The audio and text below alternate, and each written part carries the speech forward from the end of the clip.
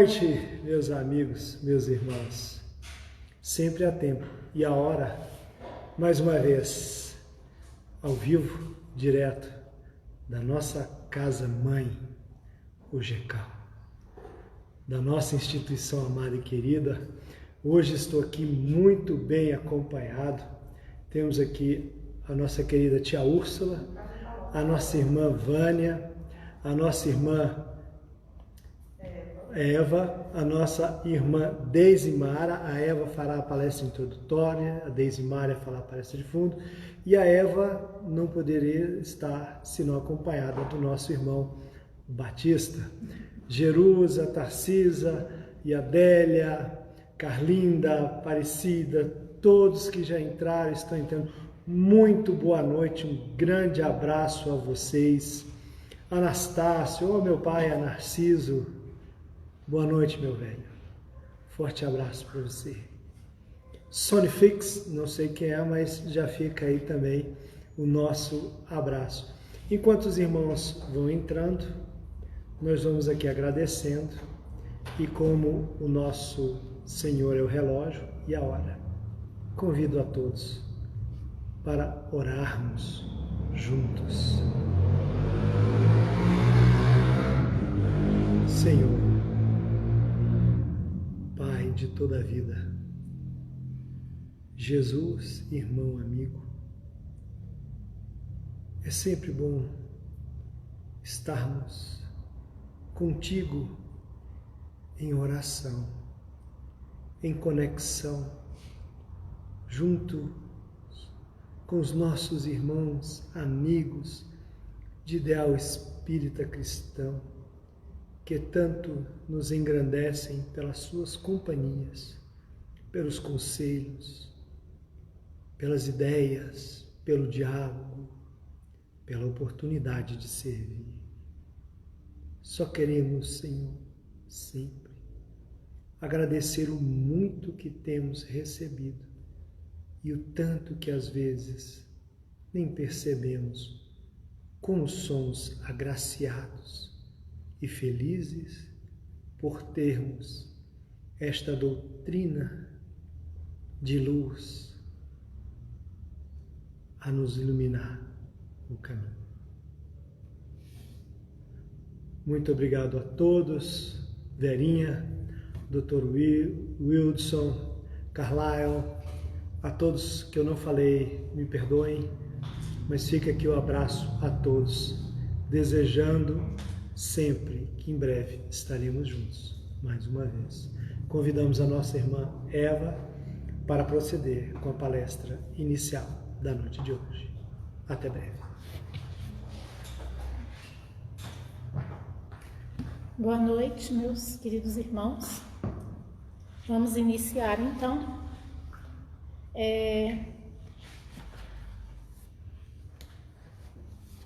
Reflexão inicial da noite de hoje é do livro Pão Nosso, de Emmanuel, psicografado por Chico Xavier, intitulado Tua Fé. E ele vai comentar o seguinte versículo de Lucas, capítulo 8, número 48. E ele lhe disse: tem bom ânimo, filha, a tua fé te salvou, vá em paz. E aí Emmanuel começa assim: é importante observar que o Divino Mestre, após o benefício dispensado, sempre se reporta ao prodígio da fé, patrimônio sublime daqueles que o procuram. Porque ele sempre dizia essa frase, não é mesmo? A sua fé te salvou. Vai e não peques mais. A tua fé te salvou. Exaltando a importância dessa fé. A fé, ela exige ação. E aí, refletindo nisso aqui, trouxemos para nós o caso da cura do paralítico de Cafarnaum e a mulher que sangrava. Então, veja bem, a cura do paralítico de Cafarnaum é especialmente interessante, porque ele tinha problema na fala, ele tinha problema nos braços e nas pernas. Então, 4 amigos o levou Só que Jesus estava numa casa, né? O Evangelho não diz qual casa. Ele estava em uma casa pregando e a multidão ali, né? Então não tinha como entrar, e a multidão também não abria espaço, porque cada um daqueles também queria estar com Jesus. Já tinha ouvido falar, né, dos milagres de Jesus. Jesus estava ali iniciando a sua missão, né? E aí o que esses amigos fizeram? Pegaram e subiram na escada, né, que naquele tempo as casas tinham uma abertura no teto. E aí eles subiram de uma forma bastante, né, sacrificial, levou, então colocou o paralítico por cima, né? Então colocou ele no meio da sala onde estava Jesus, para que Jesus pudesse operar essa cura. E aí veja bem, que a fé exige ação. Aquelas pessoas que procuravam Jesus, elas precisavam sair, né, do seu comodismo. Quer dizer, não é só eu tenho fé e peço e vou ser atendido, né? A pessoa, ela tinha que fazer aquele esforço. Então, no caso do paralítico, que como eu disse, foi especialmente interessante, porque foram os amigos que fizeram. Porque, se analisando, Eliseu Rigonati, Caibá Schutel, analisando, ele diz o seguinte, que esse paralítico deveria ser uma pessoa muito boa, uma pessoa boa para a comunidade.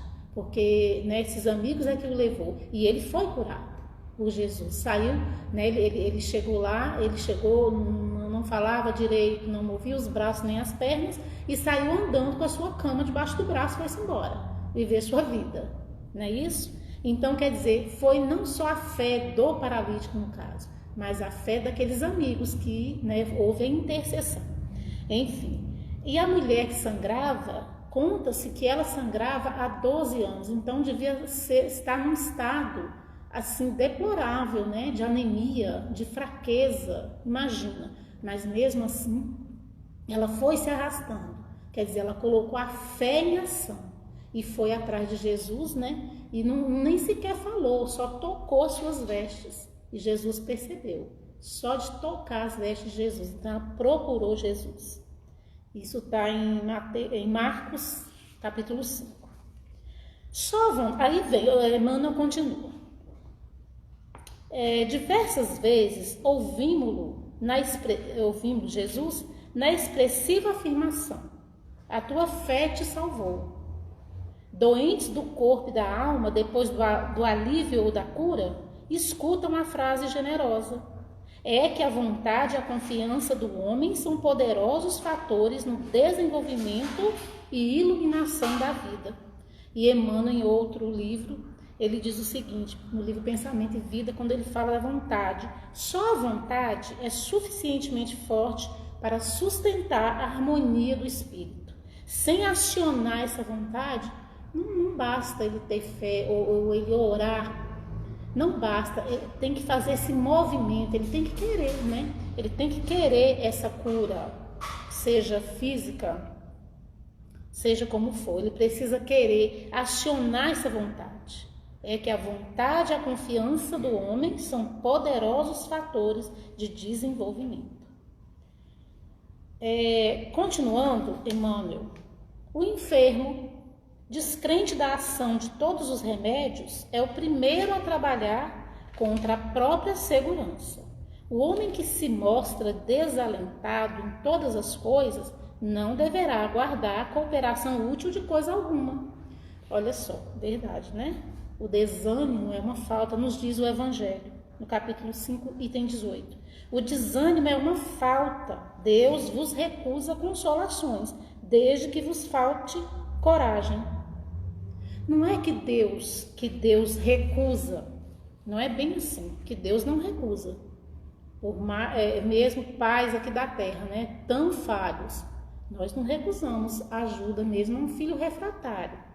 Estamos sempre ali tentando, né? A maioria dos pais não desiste do filho, porque ele não quer ouvir, não é mesmo? Continua, muito mais Deus. Não é que ele recusa, é que o que acontece? A pessoa, ela se torna refratária, não adianta. Pode chegar ali, né, o anjo da guarda daquela pessoa, Jesus materializado, que não tem como, a pessoa está refratária, está só se queixando, né, de tudo. E toma o remédio, como ele diz aqui, toma o remédio acreditando que ele não vai resolver, não, isso não vai adiantar. Né? Então nada que se faça tá bom. Então a pessoa, ela se compraz ali. Então não adianta fé e nem oração. Continua Emmanuel. As almas vazias embalde reclamam o quinhão de felicidade que o mundo lhes deve. As negações em que perambulam transformam-nas perante a vida em zonas de amortecimento, quais isoladores em eletricidade. Passa corrente vitalizante, mas permanecem insensíveis. Quer dizer, ele está comparando com a energia elétrica, né? Se nós colocarmos uma fita isolante, pode passar energia, mas não vai chegar. Então, somos nós, né? É a representação dessas almas vazias, que estão sempre querendo, né? Reclamando quinhão de felicidade, que se diz merecedor, que se acha merecedor. O último parágrafo, então, Emmanuel vem. Nos empreendimentos e necessidades de teu caminho, não te isoles nas posições negativas. Jesus pode tudo. Teus amigos verdadeiros farão o possível por ti. Contudo, nem o mestre e nem os companheiros realizarão em sentido integral a felicidade que ambicionas. Sem o concurso de tua fé, porque também tu és filho do mesmo Deus, com as mesmas possibilidades de elevação. Então, sem o concurso da confiança do homem, não tem como. A busca e a concretização do que ele está querendo, do que ele está buscando, não é isso? No Evangelho também diz assim, capítulo 5, item 18, é preciso uma fé viva na bondade de Deus. Ele já muitas vezes vos disse que não coloca fardos pesados em ombros fracos, porque essas reclamações todas, essas queixas, é sempre em relação àquilo que está chegando, né? Que são vicissitudes, assim chamadas, necessárias para o crescimento da pessoa, né? De nós todos. E é necessário essa fé viva, como o do paralítico ou dos amigos dele, né? Ou da mulher que sangrava, e outros tantos casos que vemos contados na Bíblia. E de muitos irmãos nossos também, né, gente? É necessária essa fé viva na bondade de Deus, de confiar na providência divina, que Ele não nos abandona. É necessário confiar e buscar Jesus. E aí vem a doutrina espírita, que nos mostra com muita clareza quem é Jesus, né? E vendo aqui, eu me lembrei que há muitos anos atrás esteve aqui no GECAL o Alberto Almeida, que fez um seminário, né, aqui, né? E eu nunca me esqueci, faz muitos anos, mas não esqueci dessas duas coisas que ele disse. A primeira, que ele disse que assim, que ele mais amava no mundo e prezava era a doutrina espírita, porque a doutrina espírita fez dele o melhor pai, o melhor filho, o melhor irmão, o melhor cidadão. E depois ele disse que agradecia muito a doutrina espírita por ter tirado Jesus crucificado, porque ele sempre via Jesus assim, lá na cruz. E o espiritismo foi lá e tirou Jesus da cruz. E ele veio e se aproximou dele, ele dizendo assim, e aquilo eu absorvi de tal forma que é isso mesmo. O espiritismo nos traz Jesus, nos diz que ele é o nosso irmão maior, nosso irmão mais velho, que Deus nos enviou para nos ajudar. E pediu, ouça ele, olha e ouça, né? Ele trouxe o Evangelho, né? Jesus trouxe o Evangelho, que é a boa nova, uma boa notícia. Então Deus disse, pega isso aqui e leva para aqueles irmãos menores lá. Então nós precisamos ouvir essa mensagem, não é mesmo? Que Deus mandou através do nosso irmão maior, Jesus, nosso mestre, nosso guia. Então ele se aproximou, mas nós precisamos fazer esse movimento de ir até ele, não é isso? acreditando não, confiando nesse irmão que sabe das coisas, ele sabe que é bom pra gente. Enfrenta os desafios da tua vida serenamente. Aqui continua Emmanuel, agora em outro livro, Jesus e a Atualidade. Esse capítulo se intitula Jesus e Desafios. Perfeito para conjugar com esse outro texto. Enfrenta os desafios da tua vida serenamente. Não aguardes comodidades que não mereces. Desafiado, Jesus venceu. Segue e nunca te detenhas ante os desafios para o teu crescimento espiritual. Veja bem, Jesus foi desafiado e venceu a tudo. Ele nos mostrou como. Mas não nos preocupemos, nós não seremos desafiados como Jesus o foi, nós não aguentaríamos. Nós vamos ser desafiados dentro da nossa capacidade. Os sentimentos diante das vicissitudes revelam esses desafios. Então, os desafios são de acordo com a nossa capacidade. E esses desafios nós devemos analisá-los, porque diz assim, continuando Emmanuel, os sentimentos diante das vicissitudes revelam os nossos desafios. Raiva, rancor, mágoa, desespero, observe esses sentimentos e as experiências que eles nos provocam. É aí que nós precisamos, esses são os nossos desafios do nosso dia a dia, são os problemas da vida de relação, não é mesmo? Familiares, colegas, estranhos, etc. Os problemas que vão surgindo dali. Vicissitudes são ferramentas de cura e transformação.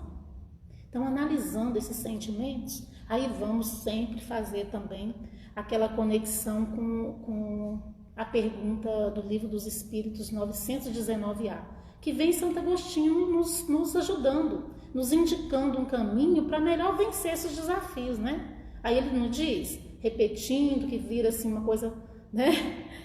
Ao dormir, façamos uma revisão, né? Então, por que eu senti tanta raiva naquele momento por um acontecimento que agora, passado o tempo, parece que uma coisa tão pequena? Ou por que essa mágoa tão grande, esse julgamento, esse rancor?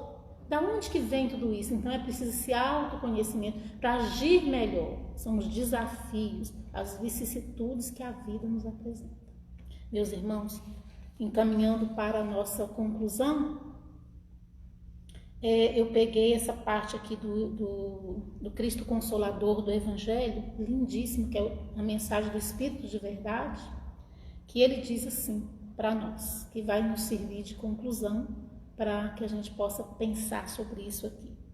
Sou o grande médico das almas e venho trazer-vos o remédio que vos há de curar. Os fracos, os sofredores e os enfermos são os meus filhos prediletos. Vinde, pois, a mim, vós que sofreis e vos achais oprimidos, e sereis aliviados e consolados. Quer dizer, eu sou o grande médico das almas e venho trazer-vos o remédio. Que remédio é esse?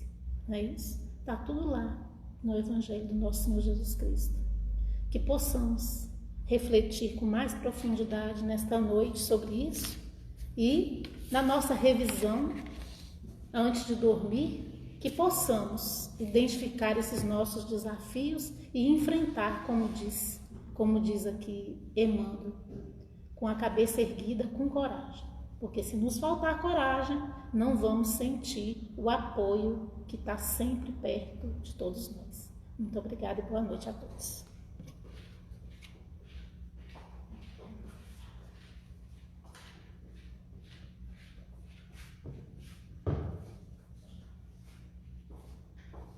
Boa noite. Mais um pouquinho de Espírito Verdade. Paris, 1860. Espíritas, amai-vos. Esse é o primeiro ensinamento. Instruí-vos. Este é o segundo. No mesmo texto, eles têm uma frase que fala assim: meditais sobre as coisas que vos são reveladas. Por que eu me lembrei desse trechinho? Óbvio, por causa do tema, que é do Opinião Espírita, né? Nós estamos estudando o Opinião Espírita, e essa lição do Emmanuel, a número 10 do livro, Instrução Espírita. E o ensinamento de Jesus sobre amar, nós já recebemos há muito tempo, séculos, milênios. E o Espírito Verdade vem depois, e além do amai-vos, ele pede instruí-vos.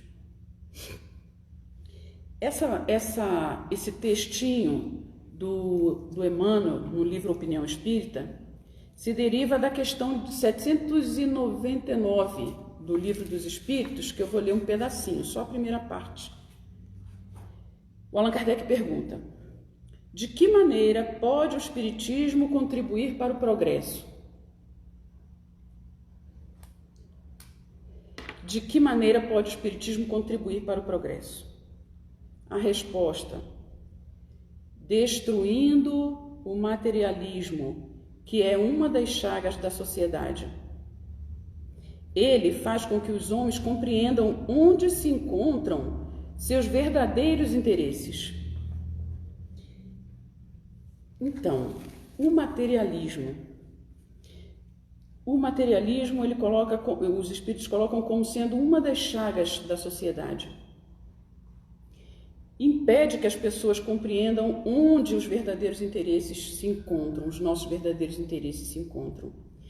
Numa reportagem de dezembro de 2013 do Globo, eu vou ler um pedacinho dessa pesquisa que eles fizeram. Uma pesquisa feita na Universidade de Michigan, nos Estados Unidos, apontou que materialistas tendem a adotar comportamentos geradores de estresse, que deterioram a qualidade de vida e aumentam o risco de diversas doenças físicas. Mas em Illinois, também nos Estados Unidos, também houve uma pesquisa que comprovou que as pessoas materialistas demoram mais a se recuperar de um evento ruim do que os outros. É aquela obrigação que a pessoa tem de conseguir, o materialista, né, de conseguir coisas para se sentir bem, para se sentir feliz. E aí aquela ansiedade na busca das coisas, e quando não consegue, acaba gerando uma baixa autoestima, levando à depressão. Essa reportagem, em dezembro de 2013, foi justamente para mostrar que no mês do Natal, as pessoas transformam muito essa celebração do Natal numa festa consumista, num culto materialista, não é? E a gente vê claramente que o Papai Noel substituiu Jesus assim na boa, completamente, praticamente não se vê, não se ouve, não se vê falar em Jesus nas propagandas, né, que a gente vê o tempo todo na mídia, não se vê falar em Jesus. Então, isso é uma conclusão também da pesquisa do Globo, né? Que pessoas materialistas não escutam as suas necessidades íntimas. Eles chegaram a essa conclusão. As pessoas materialistas não escutam as suas necessidades íntimas e acabam buscando satisfação em objetos.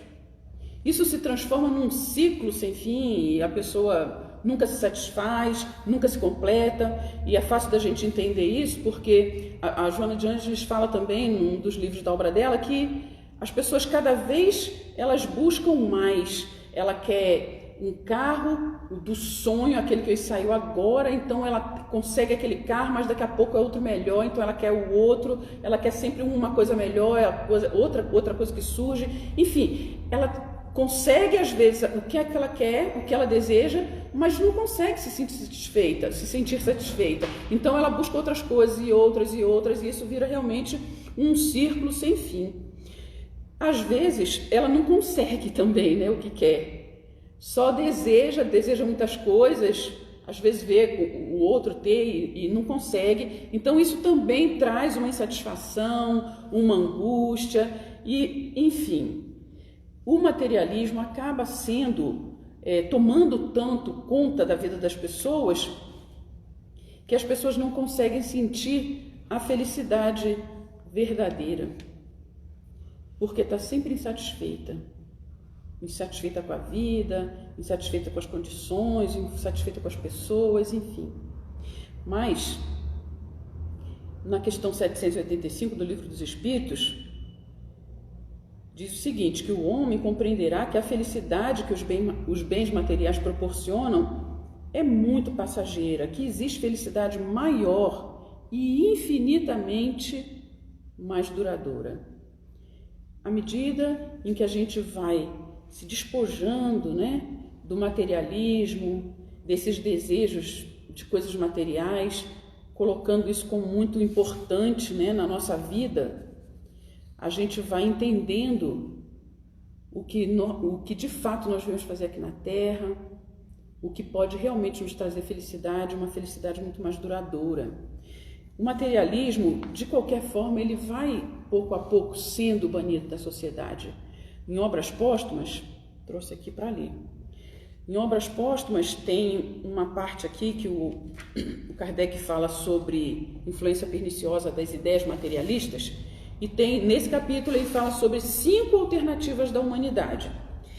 E eu vou ler rapidinho sobre as 5 alternativas da humanidade. São, primeiro, a doutrina materialista, a doutrina panteísta, a doutrina deísta, a doutrina dogmática e a doutrina espírita. Aí ele fala um pouquinho sobre cada uma delas. Vou comentar aqui um pouquinho sobre a materialista. Ele diz o seguinte, que a inteligência do homem, segundo essa doutrina materialista, a inteligência do homem é uma propriedade da matéria. Não acredita em espírito, não é? Tudo é matéria. Nasce e morre com o organismo. O homem nada é antes nem depois da vida corporal. E aí, quais seriam as consequências desse pensamento nas pessoas? Ele fala aqui. Tem vários, eu vou ler só alguns. Os gozos materiais são as únicas coisas reais e desejáveis. Porque se ele não acredita em mais nada além da vida, ele vai aproveitar essa vida enquanto ele tem. As pessoas normalmente falam assim, vamos aproveitar a vida porque ela é curta, né? Daqui a pouco morre e aí acabou tudo, não é? Então, as coisas reais e desejáveis são os gozos materiais.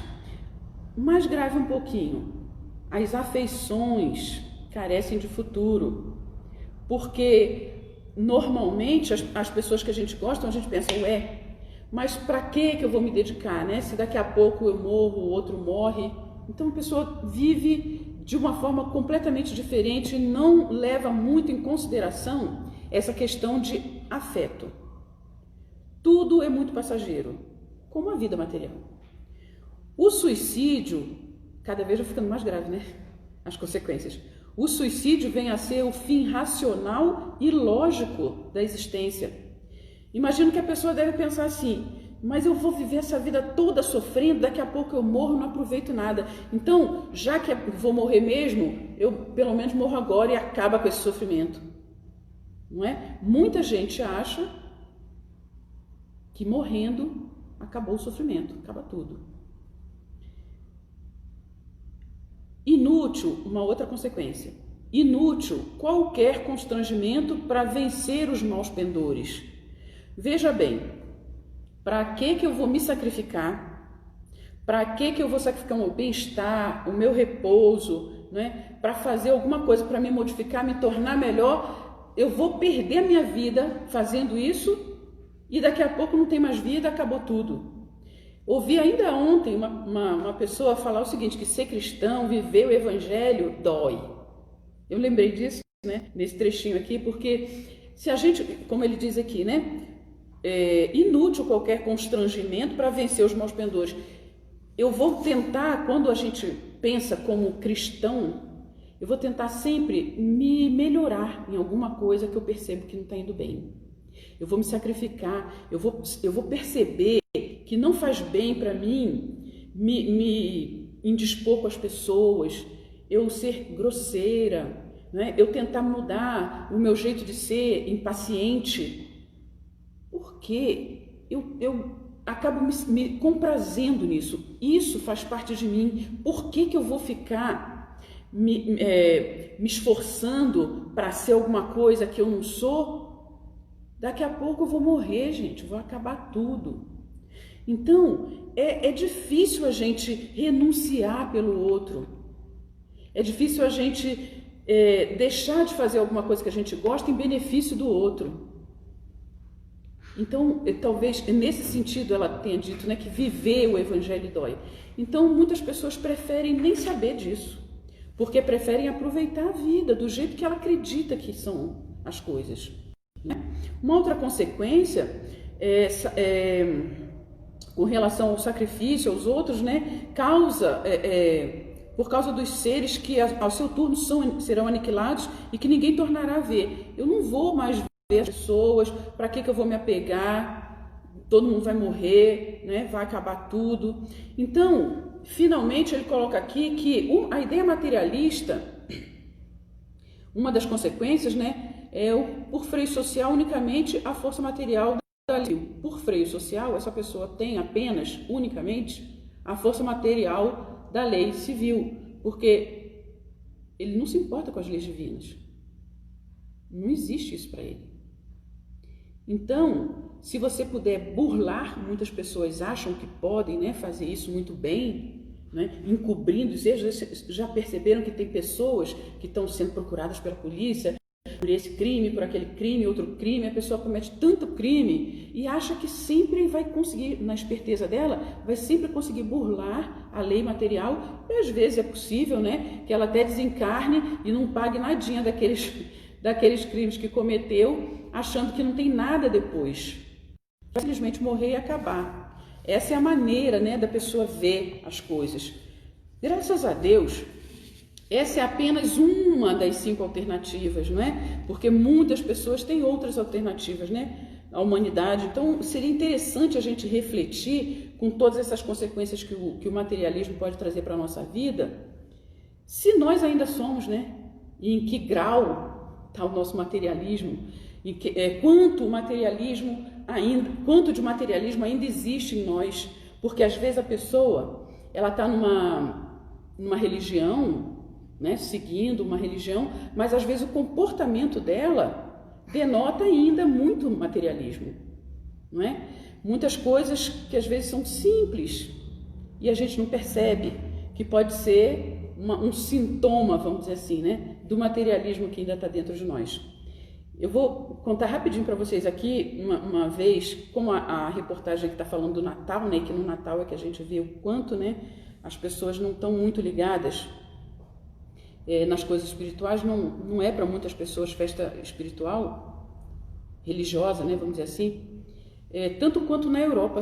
Não sei se alguém sabe disso, uma amiga minha, polonesa, muitos anos atrás, que ela me mandou, ela já tinha dito que era ateísta e que era, por favor, para não falar de religião, lá de Varsóvia ela.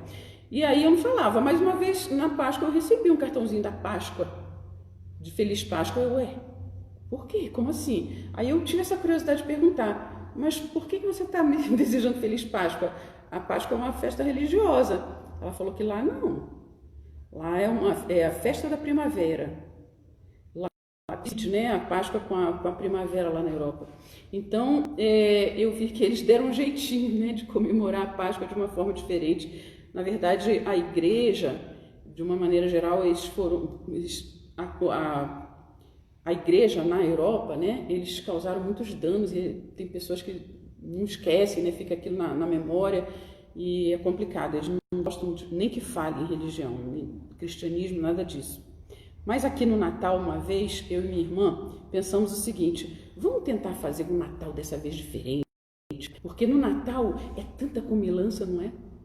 A gente faz tanta coisa e aquele monte, aquela mesa farta e tudo, né? Mas a gente vai lá e dá um pouquinho para os pobres também, né? Para tentar amenizar. É uma crítica, eu acho que deve dar mesmo, né? Se puder, por favor. Então, mas aí nós pensamos, vamos fazer uma coisa diferente, mais simples. né? Como era a ceia de Jesus, né? O que a gente lembra de Jesus? Aí nós lembramos, bom, o que ficou gravado assim pra gente, né? Era vinho, pão e peixe. Normalmente era isso. Ah, beleza, vamos tentar fazer assim. Aí quando nós demos a notícia para as outras pessoas da família, aí falou assim, ah, beleza, eu tenho um vinho tal, de não sei onde, que custou não sei quanto, que eu vou trazer, vou abrir agora, nesse dia, nesse Natal. Eu nem sei, nunca tinha ouvido falar nesse vinho, mas ele era top, né? Pelo jeito custou não sei quanto. Aí, quando você vê aquele tanto de pão, gente, o pão australiano era o mínimo que tinha, era pão recheado disso, pão daquele jeito, pão de não sei onde. Aí a outra falou assim, eu vou trazer o peixe, a parte do peixe, eu tenho um bacalhau, eu vou fazer um bacalhau espiritual. Eu falei, como assim bacalhau espiritual? Eu não sabia que tinha esse prato, eu acho que é português. Aí eu falei, Andréia, o negócio está diferente do que a gente tinha imaginado, porque era para ser simples, mas o pessoal não deu aquele jeitinho para o simples ficar um pouquinho mais sofisticado. Aí a gente vê como a gente tem um pouco de dificuldade, né? De se voltar para as coisas mais simples mesmo. Enfim, não deu certo, nunca mais falamos nisso e fica então do jeito que já é mesmo, não é? Mas enfim, gente, bora lá falar da mensagem do Emmanuel, né? No livro Opinião Espírita. Ele diz o seguinte, que logo no início da mensagem, ele diz o seguinte, que o templo espírita é escola benemérita, é lar de luz, aberto à instrução geral para entendimento das leis que regem os fenômenos da evolução e do destino. Olha que interessante, uma escola benemérita, um lar de luz, aberto à instrução geral. Porque à medida em que a gente vai entendendo as leis de Deus, né, as leis que regem a nossa evolução, os nossos destinos, a gente vai abrindo a nossa mente de uma tal forma que as coisas que a gente considerava muito importantes antes vão deixando de ter importância agora, não é? Ele valoriza, né, o ensino formal, a formação das pessoas, vai estudar matemática, ele fala da linguística, a história, a psicologia. Ainda bem que no Espiritismo é com alma, né? Tudo isso é muito importante.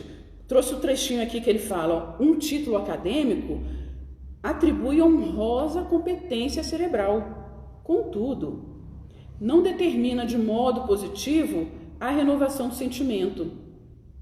Tudo isso é muito importante, o estudo, né? A pessoa ter uma formação, mas não determina de uma forma bem positiva essa renovação do sentimento que a gente precisa, que é necessária para a nossa evolução, para que a gente possa transformar de uma forma bem positiva o nosso destino. É ele mesmo, Emmanuel, que lá no Consolador, ele diz o seguinte, que o dever essencial de cada um de nós é a nossa própria edificação. E o Espiritismo, meus irmãos, ele tem tudo que nós precisamos com relação à instrução, para nós nos instruirmos. Essa é o ensinamento, né, que o Espírito Verdade vem colocar para a gente, para que a gente possa realmente aprender essa educação dos sentimentos, educar a nossa maneira de ser, os nossos pensamentos, não é?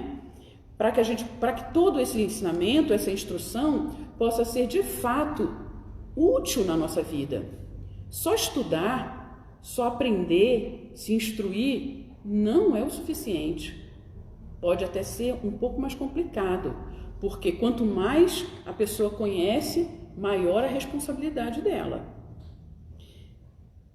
Então, mas para isso, não só o Espiritismo, não é, que instrui. Na verdade, enviados de Jesus já vêm há milênios, não é, trazendo ensinamentos importantes para a gente. Achei lá, no livro de Provérbios, nem todos os provérbios são de Salomão, mas esse aqui é, né? E olha só, lá a gente pode pensar, né, ainda antes, 1400, 1500 anos antes de Jesus, Moisés já trouxe, não é, muitos ensinamentos importantes para a nossa vida, códigos, né, da lei divina para que a gente pudesse seguir, muito bem detalhado, né, não faça isso, não faça aquilo, tudo muito claro, nos mínimos detalhes, não é? Aí lá os provérbios foram escritos em torno, segundo a minha Bíblia, de 960 a 680 anos antes de Cristo, mais ou menos. E tem um provérbio lá do capítulo 8, versículo 33, que diz o seguinte: ouvi o ensino, sede sábios e não o rejeiteis. Ouvi o ensino, sede sábios e não o rejeiteis. No capítulo 19, ele fala com muito carinho para a gente: filho meu, se deixas de ouvir a instrução, desviar-te-ás das palavras do conhecimento. Pede para ouvir o ensinamento, não rejeitar o ensinamento. Ouvir a instrução, se não ouvir a instrução, nós temos um risco muito grande, uma probabilidade muito grande de nos desviarmos do caminho, das palavras que aquele ensinamento está trazendo para a gente, que aquele conhecimento está trazendo para a gente. Isso é ser sábio. A Joana de Ângeles diz que o sábio não é aquele que conhece muita coisa, não é? Que aprende muita coisa, que se instrui bastante, né? Mas principalmente aquele que sabe utilizar aquele conhecimento na sua vida diária, no seu cotidiano. No livro Plenitude, ela diz o seguinte, que o sábio reconhece a área extensa que tem diante dele para ser conquistada e vive mais do que fala. Ensina mais pelo exemplo do que pelas palavras. Então, quando a gente lembra desse trechinho, desse inicial aqui, né? O sábio reconhece a área extensa que tem diante dele para ser conquistada. Quer dizer, a palavra do filósofo não é só sei que nada sei. Ainda temos muito que aprender. Isso é sabedoria, reconhecer isso e tentar aprender sempre, se instruir sempre. Mas não desvalorizando a palavra, que através da palavra a gente pode também transmitir o conhecimento que a gente já vem adquirindo, mas viver mais do que falar. Porque se ensina mais, o sábio ensina mais pelo exemplo do que pelas palavras. É um ensinamento sem palavras, mudo, não é? Só que ainda tem tanto de materialismo nesse mundo, não é, meus irmãos?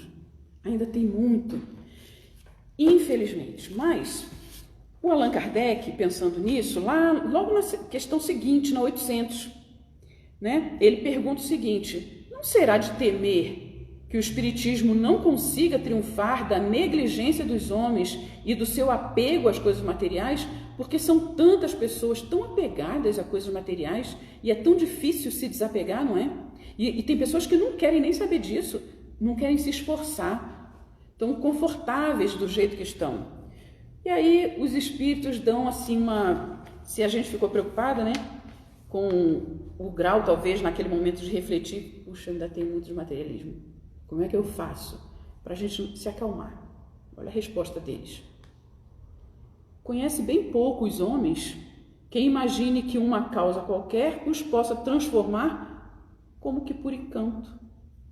As ideias só pouco a pouco se modificam conforme os indivíduos e preciso é que algumas gerações passem para que se apaguem totalmente os vestígios dos velhos hábitos. A transformação, pois, somente com o tempo, gradual e progressivamente se pode operar. Não adianta a gente esperar uma transformação assim imediata. Poucas pessoas conseguem isso. Tem um exemplo lá no livro Sexo e Destino. Né? Sexo e Destino, ele cometeu um crime muito grave contra uma moça, né, que ele achava que ele não sabia que era filha dele, mas era. E ele, depois, quando viu a menina lá, estava internada e tal, ele recebeu, né, o Evangelho, não foi, gente? O Evangelho segundo o Espiritismo, ele começou a ler e o arrependimento dele era tão grande, e ele se transformou com a leitura do Evangelho. Eu queria que fosse assim comigo também.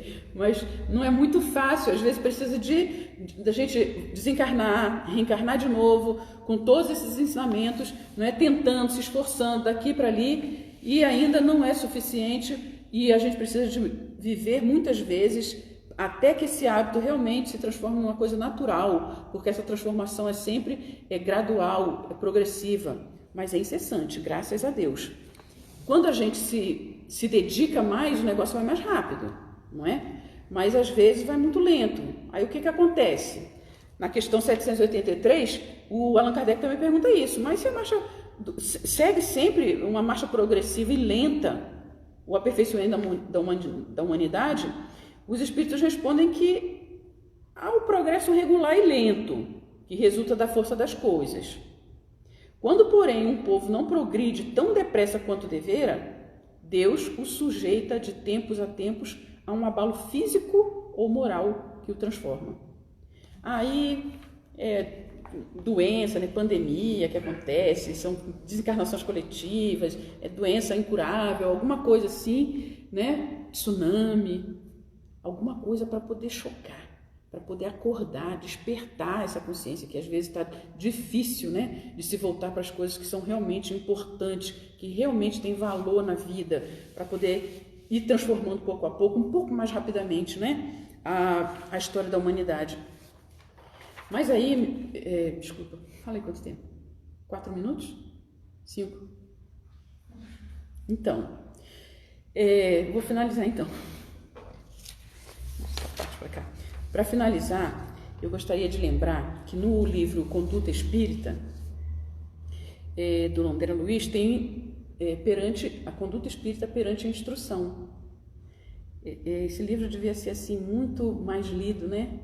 Porque tem a conduta espírita perante várias situações, né? E tudo muito prático, né? Tudo muito prático.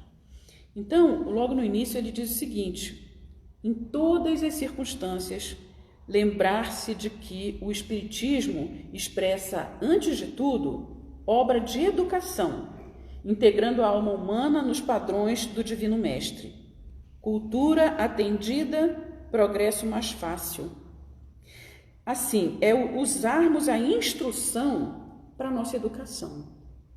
Porque aí tem aquela educação moral, né? A educação dos pensamentos, a educação dos sentimentos, a educação de uma maneira geral. O Espiritismo, ele traz tudo isso, né? Essas instruções para a gente, para que a gente possa se educar integralmente, né? Segundo os padrões de Jesus. E aí, pensando nisso, eu queria, na verdade, terminar com um trechinho do Evangelho que eu não trouxe, ainda bem que eu escrevi, do Evangelho segundo o Espiritismo. Sabe aquela parte lá das preces, a coletânea de preces espíritas, né? Capítulo 28.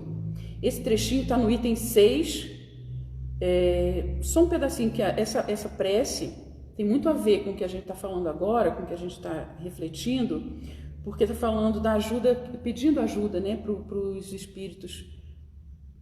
Começa falando assim: bons espíritos, que vos dignais de vir instruir-nos, tornai-nos dóceis aos vossos conselhos. Esse é um pedido interessante, porque os espíritos, eles vêm para poder nos instruir, nos aconselhar, mas nós precisamos estar receptivos, como a Eva falou no início, né? Se nós estivermos refratários, os espíritos podem falar de tudo, ensinar tudo, né? Jesus já trouxe tudo, mas o Espiritismo teve que vir para relembrar, que a gente esqueceu, deixou para lá, né? Não se esforçou. Então os espíritos, eles vêm para nos instruir, mas que nós possamos nos tornar realmente dóceis, que Deus possa nos ajudar, né? A nos tornarmos mais dóceis a esses conselhos, a esses ensinamentos. Os espíritos fazem a parte deles, mas nós também precisamos fazer a nossa parte. Que Deus então nos ajude, né, nisso, e que Ele nos abençoe nessa nossa tarefa. Muito obrigada.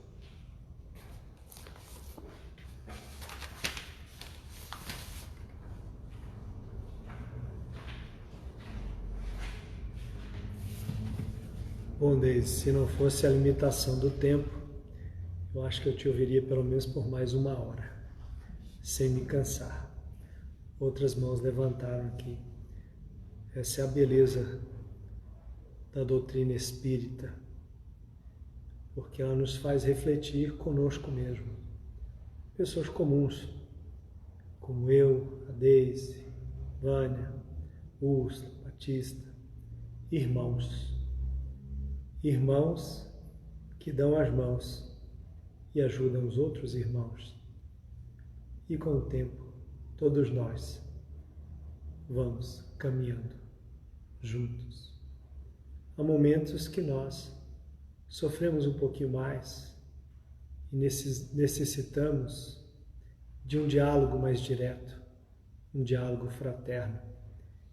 E nós estamos tendo os nossos diálogos fraternos, não só com a Deise, mas temos o diálogo fraterno do atendimento pela nossa irmã Vânia e a Úrsula, que hoje estão aqui para isto, aguardando você, que nesse momento difícil necessita de um atendimento fraterno mais próximo, de falar, de desabafar e de ouvir um conselho mais próximo e justo, como dizíamos Tiago, que nós nos confessássemos uns aos outros.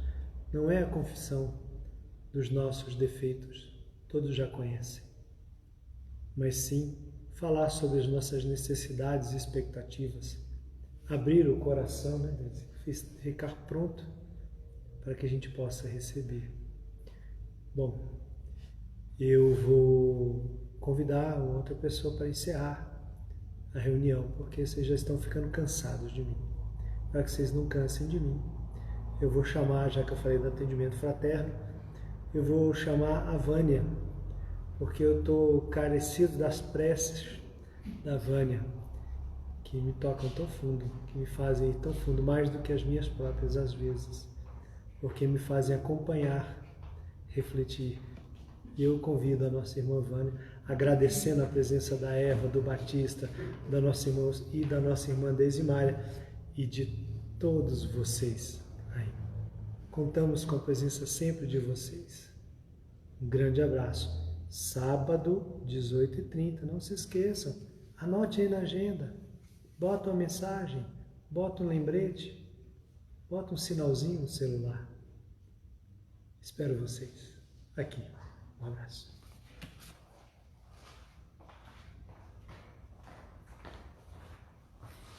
Boa noite a todos.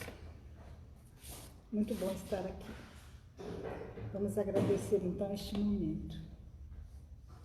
Senhor Deus, nosso Pai, Pai de amor, de infinita misericórdia, que a todos ampare em todos os momentos, sejam momentos bons ou menos bons. É preciso, como a irmã nos colocou no início, a confiança, a fé, a certeza de que mesmo nos momentos difíceis estamos em aprendizado. Assim te agradecemos, Pai amado, por todas as oportunidades que nos são oferecidas. Oportunidades essas que nos ajudam, que nos fortalecem, que são desafios importantes para o nosso crescimento, aprimoramento espiritual. Assim te agradecemos por tudo, que possamos, acima de tudo, Senhor, buscar como a nossa irmã Deise trouxe a instrução espírita, buscando esse aprendizado para que nos situemos melhor nas nossas decisões, que façamos escolhas melhores, que assim, Senhor, possamos aproveitar ao máximo essa grande oportunidade que é a nossa reencarnação. Que a tua bondade e o teu amor nos abrace a todos, Senhor, especialmente aos irmãos aqui internados na nossa casa, na espiritualidade maior, aonde quer, Senhor, que haja um coração dolorido, sofrendo, onde haja uma lágrima sendo vertida, que o teu amor se faça presente, amparando, sustentando, socorrendo e instruindo. Que a tua paz e o teu amor, Senhor, abrace toda a humanidade, seja ela encarnada ou desencarnada, e que possamos unidos nos ampararmos, porque a criatura ajuda a outra criatura. É assim, Senhor, que tu nos ensinastes.